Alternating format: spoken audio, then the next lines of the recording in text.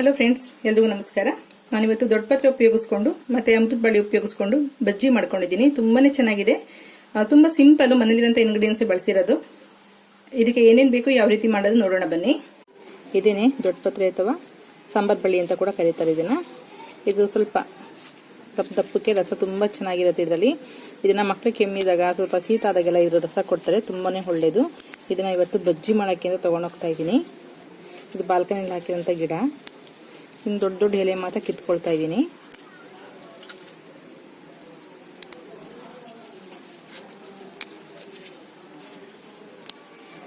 ನೀವು ಈ ಸೊಪ್ಪು ನೆಡೋದು ಅಷ್ಟೇ ತುಂಬಾನೇ ಸಿಂಪಲ್ಲು. ಜಸ್ಟ್ ಈ ತರ ಒಂದು ಕಡ್ಡಿನ ಜಸ್ಟ್ ಈ ತರ ಕಿತ್ಬಿಟ್ಟು ಈ ತರ ನೆಟ್ರೆ ಜಸ್ಟ್ ಅಷ್ಟೇ, ಇದು ಒಂದು ಗಿಡ ಆಗಿ ಮತ್ತೆ ಬರುತ್ತೆ. ತುಂಬಾನೇ ಸಿಂಪಲ್. ನಿಮ್ಗೆ ಏನಾದ್ರು ಇದು ನೆಡ್ಬೇಕಂದ್ರೆ ಒಂದು ಪಾಟ್ನಲ್ಲಿ ಜಸ್ಟ್ ಒಂದು ಕುಡಿ ಕಿತ್ತು ಹಾಕೋದು ಸಾಕು, ಬಂದ್ಬಿಡುತ್ತೆ. ತಂದಿರೋ ದೊಡ್ಡಪತ್ರೆ ಎಲೆಗಳು ಸ್ವಲ್ಪ ಮಳೆಗಾಲ ಆಗಿರೋದ್ರಿಂದ ತುಂಬಾನೇ ಮಣ್ಣಿರುತ್ತೆ. ಹಾಗಾಗಿ ಸ್ವಲ್ಪ ನೀರಿಗೆ 1 ಸ್ಪೂನ್ ಅಷ್ಟು ಉಪ್ಪು ಹಾಕೊಳ್ತಾ ಇದ್ದೀನಿ. ಉಪ್ಪು ಹಾಕ್ಬಿಟ್ಟು ಉಪ್ಪು ನೀರಲ್ಲಿ ಚೆನ್ನಾಗಿ ತೊಳ್ಕೊಳ್ಳೋಣ. ಉಪ್ಪು ನೀರಲ್ಲಿ ಒಂದು 2 ನಿಮಿಷ ನೆನೆಸ್ಬಿಟ್ಬಿಡಿ, ಮಣ್ಣೆಲ್ಲ ಚೆನ್ನಾಗಿ ಬಿಟ್ಬಿಡುತ್ತೆ. ಆಮೇಲೆ ನೀಟಾಗಿ ತೊಳ್ಕೊಳ್ಬೋದು.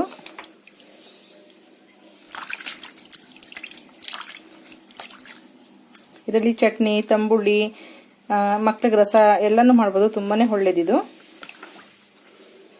ತುಂಬಾ ಶೀತ ಆಗಿ ಕೋಲ್ಡ್ ಆಗಿದೆ ಅಂದಾಗ ಇದನ್ನ ಸ್ವಲ್ಪ ಹಸಿದು ಕೂಡ ರಸ ತೆಗೆಯೋದು. ಹಸಿ ತೆಗೆಯೋದಕ್ಕಿಂತ ಸ್ವಲ್ಪ ಹೆಂಚಿನ ಮೇಲೆ ಇದನ್ನ ಹೀಗೆ ಇಟ್ಬಿಟ್ರೆ ಸ್ವಲ್ಪ ಬೇಗ ಸಾಫ್ಟ್ ಆಗುತ್ತೆ, ಕಲರ್ ಸ್ವಲ್ಪ ಚೇಂಜ್ ಆಗುತ್ತೆ. ಅದನ್ನ ತೆಗೆದು ಸ್ವಲ್ಪ ಕೈನಲ್ಲಿ ಪ್ರೆಸ್ ಮಾಡಿದ್ರೆ ರಸ ಬರುತ್ತೆ. ಆ ರಸಕ್ಕೆ ಜೇನುತುಪ್ಪ ಮಿಕ್ಸ್ ಮಾಡಿ ಮಕ್ಕಳಿಗೆ ಕುಡಿಯೋದಕ್ಕೆ ಕೊಟ್ರೆ ಕೆಮ್ಮು ಇಮಿಡಿಯೇಟ್ ಕಮ್ಮಿ ಆಗುತ್ತೆ. ಸ್ವಲ್ಪ ಹೀಟ್ ಇದು. ಸಾಂಬಾರ್ ಬಳ್ಳಿ ದೊಡ್ಡಪತ್ರೆ ಅಂತೀವಲ್ಲ, ಅದು ಎಲ್ಲ ತೊಳ್ಕೊಂಡು ಎಲ್ಲ ಒರೆಸಿಟ್ಕೊಂಡಿದ್ದೀನಿ ತೇವ ಎಲ್ಲಾನು. ಸ್ವಲ್ಪ ಗಿಡ ಚಿಕ್ಕದಿರೋದ್ರಿಂದ ಎಲೆಗಳು ತುಂಬಾ ಚಿಕ್ಕ ಚಿಕ್ಕದಾಗ್ತಿದ್ವಿ. ಈ ತರ ದೊಡ್ಡದಿದೆ, ದೊಡ್ಡದು ಕೂಡ ತಗೋಬಹುದು. ಸ್ವಲ್ಪ ತೊಟ್ಟಿರ್ದಂಗೆ ತಗೊಳ್ಳಿ. ಹಿಂಗೆ ಹಚ್ಬಿಟ್ಟು ಹಾಕೋದಿಕ್ಕೆ ಬೋಂಡ ಬಜ್ಜಿನ ತುಂಬಾ ಚೆನ್ನಾಗಿರುತ್ತೆ. ನಾನಿಲ್ಲಿ 1 ಕಪ್ ಅಷ್ಟು ಕಡಲೆ ಹಿಟ್ಟು ತಗೊಂಡಿದ್ದೀನಿ. ನಿಮ್ಮ ಮನೇಲೆ ಮಾಡಿಸಿರೋಂಥ ಕಡಲೆ ಹಿಟ್ಟು. ಈ ವಿಡಿಯೋ ಕೂಡ ಅಪ್ಲೋಡ್ ಮಾಡಿದ್ದೀನಿ. ಕಲಸೋದಕ್ಕೆ ಎಷ್ಟು ಬೇಕಾಗುತ್ತೋ ಅಷ್ಟು ನೀರು ತಗೊಂಡಿದ್ದೀನಿ. ಎಣ್ಣೆ ಡೀಪ್ ಫ್ರೈ ಮಾಡ್ಕೊಳ್ಳೋದಕ್ಕೆ. ಇದು ಸ್ವಲ್ಪ ನಾರ್ಮಲ್ ಬಜ್ಜಿಗಿಂತ ಸ್ವಲ್ಪ ಡಿಫ್ರೆಂಟ್ ಆಗಿದೆ ಇದು ಮಸಾಲ. ಕಡಲೆ ಹಿಟ್ಟು 2 ಸ್ಪೂನ್ ಅಷ್ಟು, ರೋಸ್ಟೆಡ್ ಜೀರಾ ಪುಡಿ 1/4 ಸ್ಪೂನು, ರುಚಿಗೆ ತಕ್ಕಷ್ಟು ಉಪ್ಪು, ಖಾರದ ಪುಡಿ 1 ಸ್ಪೂನ್ ಅಷ್ಟು ತಗೊಂಡಿದ್ದೀನಿ. ಸ್ವಲ್ಪ ಕರಿಬೇವಿನ ಸೊಪ್ಪನ್ನ ಕಟ್ ಮಾಡಿ ಇಟ್ಕೊಂಡಿದ್ದೀನಿ. ನೀವು ಕೊತ್ತಂಬರಿ ಸೊಪ್ಪು ಕೂಡ ಉಪಯೋಗಿಸಬಹುದು, ಅಥವಾ ಸೊಪ್ಪು ಬೇಡ ಅಂದ್ರೆ ಫಿಟ್ ಮಾಡಬಹುದು. ಯಾಕೆಂದ್ರೆ ಸೊಪ್ಪಲ್ಲೇ ಮಾಡ್ತಾ ಇದೀವಲ್ಲ. ಸ್ವಲ್ಪ ಸಣ್ಣದಾಗಿ ಕಟ್ ಮಾಡಿ ಇಟ್ಕೊಳ್ಳಿ. ಇದು ಗಂಟು ಕೂಡ ಆಗಲ್ಲ ಕಲಸಬೇಕಾದಾಗ, ಮತ್ತೆ ತಿನ್ಬೇಕಾದ್ರೂ ಕೂಡ ಒಳ್ಳೆ ಟೇಸ್ಟ್ ಬರುತ್ತೆ. ಅಜ್ವಾನ ಸ್ವಲ್ಪ 1/4 ಸ್ಪೂನ್ ಸ್ವಲ್ಪ ಕಡಿಮೆ ಇದೆ. ಇದು ಸೋಡಾ ತಗೊಂಡಿದ್ದೀನಿ, ಜಸ್ಟ್ ಒಂದು 3 ಪಿಂಚಸ್ ಅಷ್ಟೇ ಸೋಡಾ ತಗೊಂಡಿದ್ದೀನಿ, ತುಂಬಾ ಯೂಸ್ ಮಾಡ್ತಾ ಇಲ್ಲ. ಹಳದಿ ಪುಡಿ 1/4 ಸ್ಪೂನ್ಗಿಂತ ಸ್ವಲ್ಪ ಕಡಿಮೆ ಇದೆ. ಇದನ್ನೆಲ್ಲಾನು ಕಡಲೆ ಹಿಟ್ಟು ಜೊತೆ ಮಿಕ್ಸ್ ಮಾಡ್ಕೊಳ್ಳೋಣ. ತುಂಬಾ ಸಿಂಪಲ್ ಇದು ಮಾಡೋದು. ನಾವು ಸ್ವಲ್ಪ ಕಡಲೆ ಹಿಟ್ಟನ್ನ ಮಿಕ್ಸ್ ಮಾಡ್ಕೊಳ್ಳೋದಕ್ಕಿಂತ ಮುಂಚೆ ಸ್ವಲ್ಪ ಬಾಣಲೆಯಲ್ಲಿ ಎಣ್ಣೆ ಕಾಯಲಿಕ್ಕೆ ಬಿಟ್ಕೊಳ್ಳೋಣ. ಎಣ್ಣೆ ಕಾಯಷ್ಟರಲ್ಲಿ ನಾವು ಮಿಕ್ಸ್ ಮಾಡ್ಕೊಳ್ಬೋದು ಹಿಟ್ಟೆಲ್ಲಾನು. ಈಗ ಒಂದು ಬೌಲ್ಗೆ ಕಡಲೆ ಹಿಟ್ಟು, ಹಾಗೇನೆ ಇಲ್ಲಿ ತೋರಿಸಿದಂತ ಎಲ್ಲ ಮಸಾಲೆಗಳು ಜೊತೆಲೆ ಹಾಕೊಳ್ತಿದ್ದೀನಿ. ಸ್ವಲ್ಪ ಕರಿಬೇವಿನ ಸೊಪ್ಪು ಎಲ್ಲನೂ ಹಾಕೊಂಡು ಚೆನ್ನಾಗಿ ಮಿಕ್ಸ್ ಮಾಡಿ.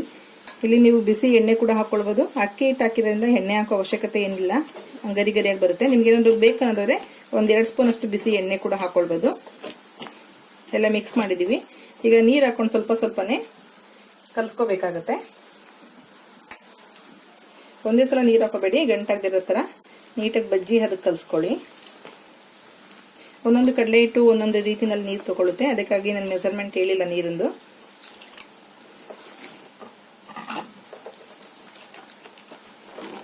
ಕರಿಬೇವಿನ ಸೊಪ್ಪು ಇರೋದ್ರಿಂದ ಸ್ವಲ್ಪ ಕೂಡ ಗಂಟಾಗಲ್ಲ. ಜಸ್ಟ್ ಪ್ರೆಸ್ ಮಾಡಿ ಹಿಟ್ಟನ್ನ ಜಾಸ್ತಿ ಕಲಸಬಾರದು. ಜಸ್ಟ್ ಬೆರಳಿಂದ ಜಸ್ಟ್ ಈ ತರ ಇಟ್ಕೊಂಡು ರೋಲ್ ಮಾಡಿದ್ರೆ ಸಾಕು. ಒಂದು ಚೂರು ಕೂಡ ಗಂಟಾಗಲ್ಲ. ನೋಡಿ, ತುಂಬಾ ನೀಟಾಗಿ ಬರುತ್ತೆ.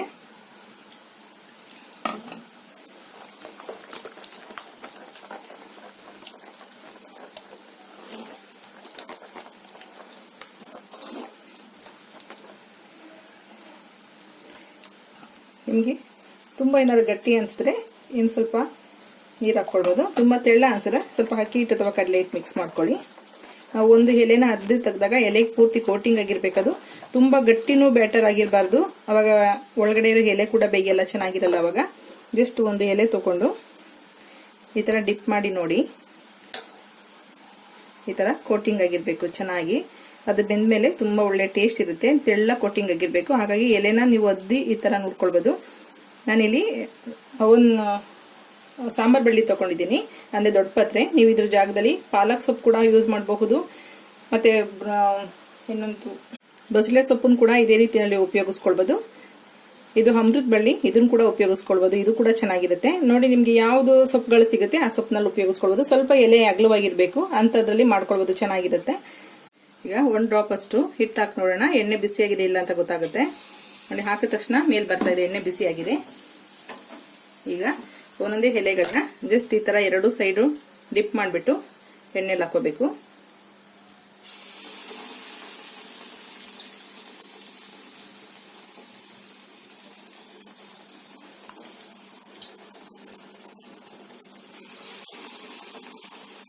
ನೋಡಿ ಎಣ್ಣೆಲಿ ಕೂಡ ಎಷ್ಟು ಚೆನ್ನಾಗಿ ಉಗ್ತಾ ಇದೆ ಅದು.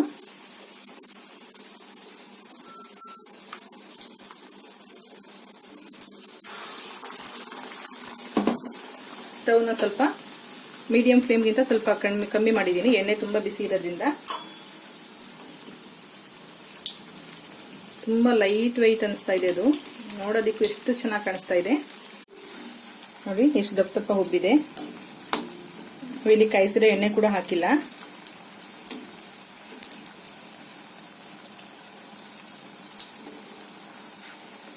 ಎರಡು ಸೈಡು ಚೆನ್ನಾಗಿ ಫ್ರೈ ಮಾಡಿ ತೆಗೆದಿಟ್ಕೊಳ್ಳಿ. ಈ ಬಜ್ಜಿನ ಬಿಸಿದಾಗೆ ತಿನ್ಬೇಕಾಗುತ್ತೆ. ಆರೋದ್ಮೇಲೆ ಒಳಗಡೆ ಎಲೆ ಇರೋದ್ರಿಂದ ಬೇಗ ಸಾಫ್ಟ್ ಆಗ್ಬಿಡುತ್ತೆ. ಹಾಗಾಗಿ ಸ್ವಲ್ಪ ಬಿಸಿ ಬಿಸಿ ಇದ್ದಾಗ ಎಲ್ಲ ನೀವು ರೆಡಿ ಮಾಡಿ ಇಟ್ಕೊಳ್ಬಹುದು. ಯಾವಾಗ ಬಿಸಿ ತಿನ್ಬೇಕು ಅನ್ಸುತ್ತೆ ಅವಾಗ ಬಿಸಿ ಬಿಸಿ ಹಾಕೊಳ್ಬಹುದು.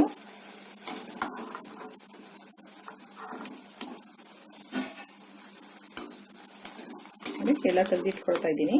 ನೀವು ಎಲೆ ಎಷ್ಟು ಅಗಲ ಇರುತ್ತೆ ಅದ್ರ ಮೇಲೆ ಡಿಪೆಂಡ್ ಆಗುತ್ತೆ ಇದು ನೋಡಿ. ಇದು ದೊಡ್ಡ ಎಲೆ ಇದ್ರಿಂದ ದೊಡ್ಡದಾಗಿ ಬಂದಿದೆ. ಎಲ್ಲನೂ ಈ ತರ ಕರ್ದು ಎತ್ತಿಟ್ಕೊಳ್ಳೋಣ. ನಾನೀಗ ಅಮೃತ ಬಳ್ಳಿ ಎಲೆನಲ್ಲಿ ಹಾಕೊಳ್ತಾ ಇದ್ದೀನಿ. ಅದನ್ನು ಕೂಡ ಸೇಮ್ ಅದನ್ನ ಯಾವ ರೀತಿ ಡಿಪ್ ಮಾಡೋದು ಅದೇ ತರ ಡಿಪ್ ಮಾಡಿ ಹಾಕೋಬೇಕಾಗತ್ತೆ. ಸ್ವಲ್ಪ ಈ ಎಲೆ ಸ್ವಲ್ಪ ತುಂಬಾ ಸಾಫ್ಟ್, ಅದಷ್ಟು ಸ್ಟಿಫ್ ಆಗಿ ಕುತ್ಕೊಳ್ಳಲ್ಲ.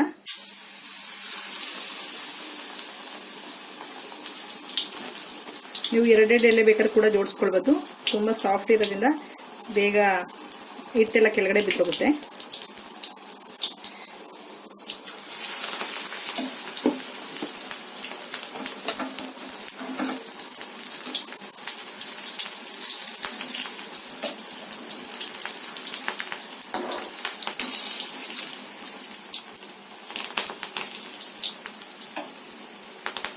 ನೋಡಿ ಕಲಸಿದಂತ ಹಿಟ್ಟು ಮಿಕ್ಕಿದೆಯಲ್ಲ, ಇದಕ್ಕೆ ಕೆಲವೊಂದು ಟಿಪ್ಸ್ ಕೊಡ್ತೀನಿ. ಇದಕ್ಕೆ ಸ್ವಲ್ಪ ಒಂದು ಅರ್ಧ ಗೆಡ್ಡೆಯಷ್ಟು ಈರುಳ್ಳಿ ಹೆಚ್ಚಾಗ್ಬಿಟ್ಟು ಈರುಳ್ಳಿ ಬಜ್ಜಿ ತರ ಕೂಡ ಮಾಡ್ಕೊಳ್ಬಹುದು. ಅಥವಾ ಆನಿಯನ್ ರೌಂಡ್ ಶೇಪ್ ಅಲ್ಲಿ ಕಟ್ ಮಾಡಿ ಅದನ್ನು ಕೂಡ ಹಾಕೊಳ್ಬಹುದು. ರಿಂಗ್ ಆನಿಯನ್ ತರ, ಅದು ಕೂಡ ಚೆನ್ನಾಗುತ್ತೆ, ಬಜ್ಜಿ ತರನೇ ಬರುತ್ತೆ. ಅಥವಾ ಸ್ವಲ್ಪ ಸಬ್ಬಸಿಗೆ ಸೊಪ್ಪು, ಸ್ವಲ್ಪ ಕಡಲೆ ಹಿಟ್ಟೆಲ್ಲ ಹಾಕಿದ್ರೆ ಬೋಂಡ ತರ ಮಾಡ್ಕೊಳ್ಬಹುದು. ಅಥವಾ ಬಜ್ಜಿನೇ ಮಾಡ್ತೀನಿ ಅಂದ್ರೆ ಇದಕ್ಕೆ ಸ್ವಲ್ಪ ಹೀರೆಕಾಯಿ ಸ್ಲೈಸ್ ಮಾಡ್ಕೊಂಡು ಹೀರೆಕಾಯಿನ ಕೂಡ ಹದ್ದಾಕ್ಬೋದು, ಬಾಳೆಕಾಯಿ ಹದ್ದಾಕ್ಬೋದು. ನಿಮಗೆ ವೆಜಿಟೇಬಲ್ಸ್ ಇದ್ರೆ ಆ ತರ ಮಾಡ್ಕೊಳ್ಳಿ. ನೋಡಿರಲ್ಲ ಫ್ರೆಂಡ್ಸ್, ಎಷ್ಟು ಸಿಂಪಲ್ ಮಾಡ್ಕೊಳ್ಬಹುದು ಅಂತೇಳಿ. ದೊಡ್ಡಪತ್ರೆಯಿಂದ ಮಾಡಿರೋಂಥದ್ದು ಇದು, ದೊಡ್ಡಪತ್ರೆ ಶೇಪ್ ನಲ್ಲೇ ಇದೆ. ತುಂಬಾ ಚೆನ್ನಾಗಿದೆ, ಕ್ರಿಸ್ಪಿ ಹಾಗೂ ಇದೆ. ತುಂಬಾ ಆದಷ್ಟು ಬಿಸಿ ಬಿಸಿನೇ ತಿನ್ಬೇಕು ಇದನ್ನ, ಒಳಗಡೆ ಎಲೆ ಇರೋದ್ರಿಂದ ಬೇಗ ಸಾಫ್ಟ್ ಆಗ್ಬಿಡುತ್ತೆ. ಇದು ಅಮೃತ ಬಳ್ಳಿಯಿಂದ ಮಾಡಿರೋಂಥದ್ದು. ನಾನು ಅವಾಗಲೇ ಹೇಳಿದಂಗೆ ನಿಮ್ಗೆ ಎಲೆ ಸಿಕ್ಕಿದ್ರೆ ಬೇರೆ ಎಲೆಗಳನ್ನು ಕೂಡ ಮಾಡ್ಕೊಳ್ಬಹುದು, ಪಾಲಕ್ ಅಥವಾ ಬೇರೆ ದಪ್ಪ ಎಲೆಗಳಿದ್ರೆ. ನೋಡಿ ಇದು ಕೂಡ ಸ್ವಲ್ಪ ಎಲೆ ತುಂಬಾ ತೆಳ್ಳ ಇರೋದ್ರಿಂದ ಇದು ಆ ಶೇಪ್ಗಿಂತ ಸ್ವಲ್ಪ ಬೇರೆ ತರ ಬಂದಿದೆ. ಅಂದ್ರೆ ಎಲೆ ಕಡಲೆ ಹಿಟ್ಟಲ್ಲಿ ಹದ್ದ ತಕ್ಷಣ ಇದು ಫೋಲ್ಡಿಂಗ್ ಆಗ್ಬಿಡುತ್ತೆ, ತುಂಬಾ ತೆಳ್ಳ ಇದೆ ಎಲೆ. ತುಂಬಾನೇ ಒಳ್ಳೆ ಟೇಸ್ಟ್ ಇದೆ. ನಿಮ್ಗಂತೂ ದೊಡ್ಡಪತ್ರೆದಂತೂ ಗೊತ್ತಾಗದೇ ಇಲ್ಲ ದೊಡ್ಡಪತ್ರೆದು ಅಂತೇಳಿ. ತುಂಬಾ ರುಚಿಯಾಗಿದೆ. ನೀವು ಕೂಡ ಮನೇಲಿ ಒಂದ್ಸಲ ಟ್ರೈ ಮಾಡಿ ನೋಡಿ. ಮಳೆ ಕೂಡ ಬರ್ತಿದೆ, ಚಳಿ ಕೂಡ ತುಂಬಾನೇ ಒಳ್ಳೇದು. ಓಕೆ ಫ್ರೆಂಡ್ಸ್, ಈ ವಿಡಿಯೋ ಇಷ್ಟ ಆಗಿದ್ರೆ ಲೈಕ್ ಕೊಡೋದನ್ನ ಮರಿಬೇಡಿ. ಸಬ್ಸ್ಕ್ರೈಬ್ ಮಾಡಿ, ಹಾಗೆ ಶೇರ್ ಮಾಡಿ ನಿಮ್ಮ ಫ್ರೆಂಡ್ಸ್ಗಳಿಗೆಲ್ಲ. Okay bye, thank you.